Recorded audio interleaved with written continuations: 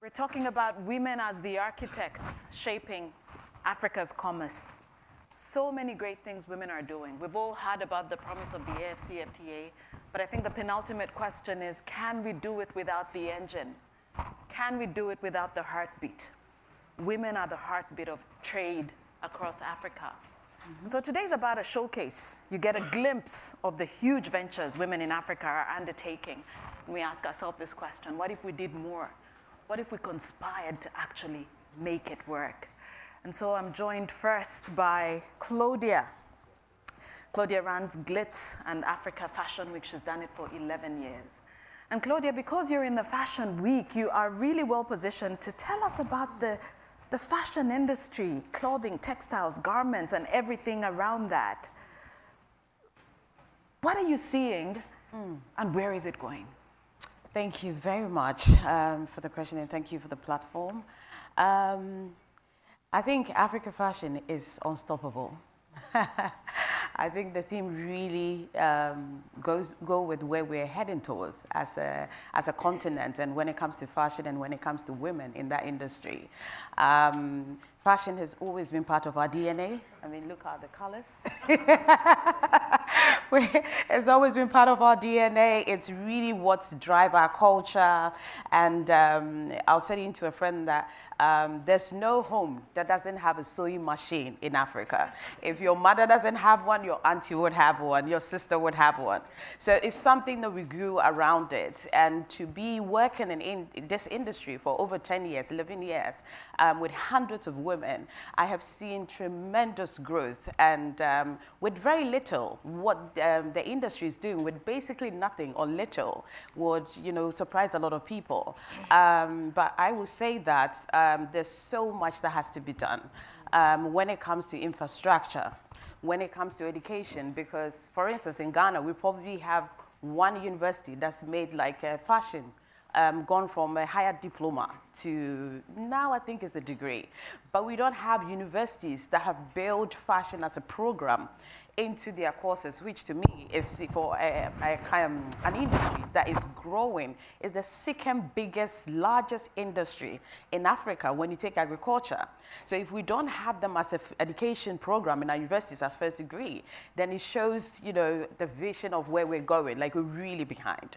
If you take education from it, collaboration with international companies, how do we trade, with the rest of the world? I've had lots of designers who said, Claudia, can you help us get into Macy's? Can you help us get into Selfridges? Can you get us to Boots, like wherever, beauty, fashion? It's a huge gap. There's a huge gap between that. So all of these things, access to funding, do we have to say? This is an industry that has majority of the people are women. And we all know that women, when it comes to access to funding, we're the least to get the funding. Mm-hmm. So obviously this industry is lacking funding, but we are the people that you can trust with money. When we borrow, we have higher level of paying it back, but we don't. So we have all of these challenges, but I would say that with very little, Africa, women and fashion has really seen a lot of growth, but there's so much to be done. So thank you, Claudia. And you talk about financing as a huge, I mean, it's the oil that sort of runs trade. So I'm coming to you, Somachi, CEO Tony Elumelu Foundation. But behind that is really the United Bank of Africa, 20 countries present across Africa. What are the trade finance solutions you have for women in Africa? I think that's a fantastic question because, African entrepreneurs need training, they need mentoring, they need coaching, but I think that we can't forget funding, financing. At the Tony Elumelu Foundation, we focus on grants. So we focus on seed capital. We disbursed African entrepreneurs. Last year, for instance, we disbursed over $25 million to over 5,000 African entrepreneurs. 90% of them were women. We know that entrepreneurs need mentorship, coaching, training, financing, an enabling and supportive environment. But the work that we do at the foundation is complemented by other development partners. So as you've said, the United Bank for Africa, it is one of Africa's largest financial institutions, is in 20 African countries. And what we do is work with UBA to give our successful female entrepreneurs access to additional financing. So for instance, we signed a partnership with the United Bank for Africa, the Tony Elumelu Foundation, and the French Development Agency to back up to 100,000 women entrepreneurs with over 500,000 euros as guarantee, so that when the bank lends to these women, and if there's any failure whatsoever, then the French Development Agency steps in. But we've seen through our experience with the UNDP, especially in the Sahel region, that our women entrepreneurs perform on average better than the male entrepreneurs. So they're more profitable, they're more long-term, they contribute higher to the SDGs, they employ more women and youth in their communities, and then we see better education, health, and livelihood outcomes for their children and their families. So, you know, our co-founder, Dr. Elumelu, would often say, when you invest in a woman, you don't just invest in a person, you invest in a community, you invest in a country, you invest in Africa. And we see that when women are giving opportunity, when they're giving tools, resources, and networks, they produce an imaginable outcome. And so our work at the foundation is to continue to focus on these women and to see how to partner with other regional and global players to contribute more to these women and give them the support they need to thrive and grow their businesses. So thank you very much, Somachi. What I hear is African banks investing in Africa's trade. Lakeisha, you have such a fascinating story because you're from Jamaica, you're based in New York, you have an enterprise in Ghana, and you've really been trying to make the connection, Africa, US, Africa, Caribbean. Tell us a bit about that and what you're learning. Yes, thank you so much for the question and for being here. You know, we talk a lot about the trajectory of Africa's growth in terms of trade, and my belief is that we can't talk about the future of Africa without speaking about the Caribbean. There is a huge potential, total 44 million in population. Of course, we have our culture and history that is, you know, we have so much in common. But what's the future of that relationship? I felt there was not that many answers to that question. In terms of emerging markets, we hear often BRICS, South to South trade. But what does that look like for Black emerging nations? What does that look like for Jamaica and Ghana? So with that being said, you know, we've been doing convening around this idea where we want to get business owners and investors in one room, really talking to each other, really seeing where the gaps are. So I started a platform, an events platform called Wood and Water, independent of Ford Communications. And that is really all about connecting at the future of Africa and the Caribbean through trade, investments, and pop culture.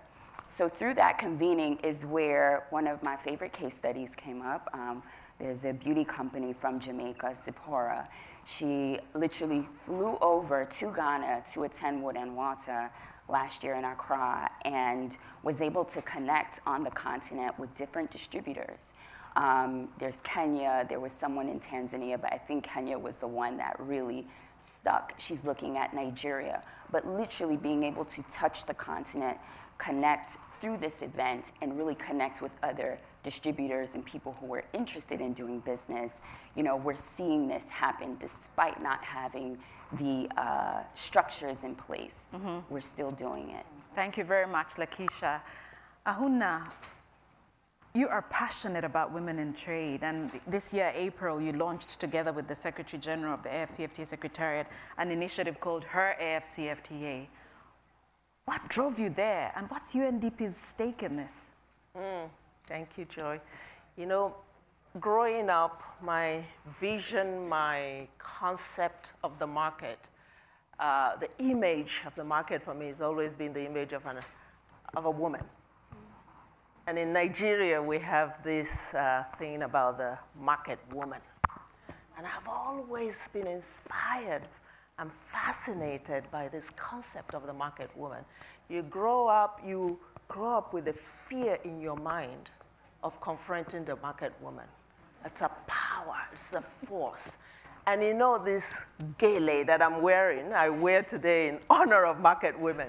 You hear about the market woman's fighting spirit, the resilience, the relentlessness, the fight for justice. And you don't dare abuse a market woman. She'll take this off tight around her waist, and she'll say, bring it on. Yes. And I think that what we are facing today in the world of trade and development needs this spirit. And if we can multiply that, invest in it, I think transformation is only just, I mean, unstoppable is a reality there if we invest in market women. And today, it's not literally women who work in markets. We're talking about women who are leading firms, you know, women who are in the productive sector, and there are many of them. UNDP believes that we have to enter this continent called Africa through a promise rather than a problem lens. The reason why all our efforts over the last 50 years has really been more like a snail pace. It's because we've always processed Africa through a problem lens rather than an opportunity lens. What the AFCFTA brings is opportunity, and we want to invest in that opportunity. But we also know that unless we make a deliberate effort, that opportunity will only be accessible to a few who are powerful and who have access. And it's usually not the women, because they are largely marginalized, discriminated against. They face violence, sexual violence as well, particularly younger women entering the market. And I remember meeting one who said to me, you know, all the fences that come in front of me while I'm trying to break through, it's just impossible. As a young woman, I'm told you're not married and you cannot inherit land.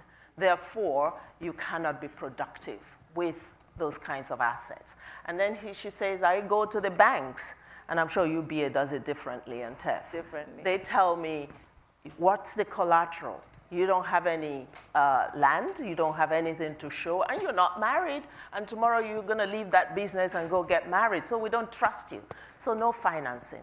And we actually at UNDP decided to go listen differently to the women who were on the front lines of trade, to ask them the question, what are the challenges that you are facing? Two emerged: financing to support their market access, but also productive capacity.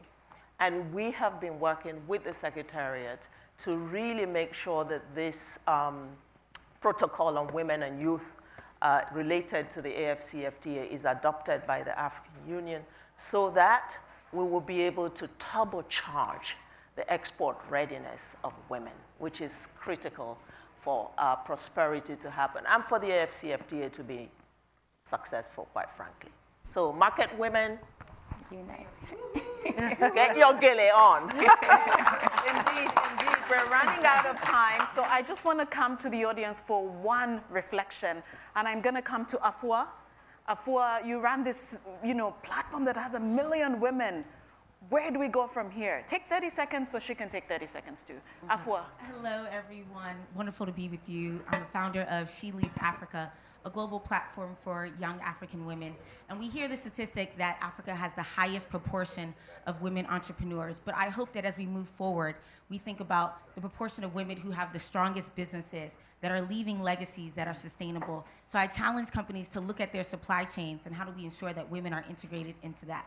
Mentorship is fantastic, but connecting to resources is even better. So if there's a company out there that wants to invest in mentorship, put that money and give it directly to an organization that's investing in women. Thank you. Thank you very much. Pass the mic to 30 seconds. President, Africa Business Council, what do women expect? 30 seconds. Hello, can you hear me? Yeah. So I think what women needs really is information and business linkages. We have a lot of women across the continent that really have productive capacity, but they don't know how to market their products. So one of the things we're doing now as Africa Business Council, we are organizing from 8 to 10 of October in Cairo, the African Congress for Women Entrepreneurs, under the theme of economic empowerment of women to realize the ACFTA, SDGs, and Africa 23 development agenda. One of the women, for instance, asking, she's in Uganda and doing socks. She's asking, from where can I get the yarn? So, and another woman with shea butter, how can she get packaging for her products. So the whole issue is really tabled around 3 issues: personal empowerment programs with reference to information, capacity building, training, policy advocacy. One of the things we're doing now, and it is already adopted by the ministers of finance, is about 40% of all government procurement goes to African private sector, including SMEs, women and youth. So this is actually what we are working on. Thank you. Thank you so much. That is all we have time for. But I hope you're left with this feeling that something's happening and that we must do more to turbocharge, as Ahuna said, women in trade. Thank you very much.